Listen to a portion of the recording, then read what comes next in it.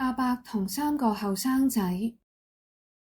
有個阿伯種緊棵樹嗰陣，俾三個行過嚟睇嘅後生仔笑。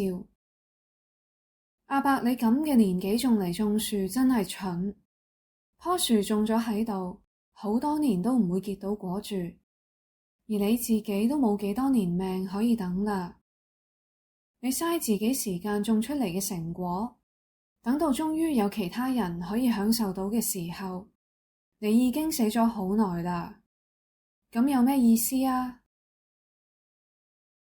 阿伯停低手上做緊嘅嘢，咁答：以前嘅人有為我嘅幸福而做準備，而家我都有責任為將來嘅人打算。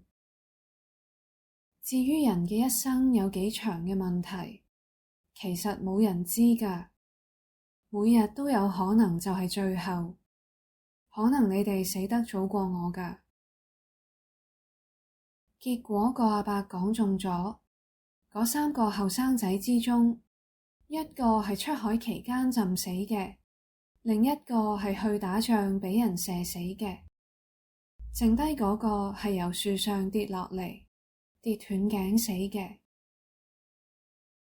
我哋唔應該淨係諗自己，要記住我哋嘅人生都唔係必然㗎。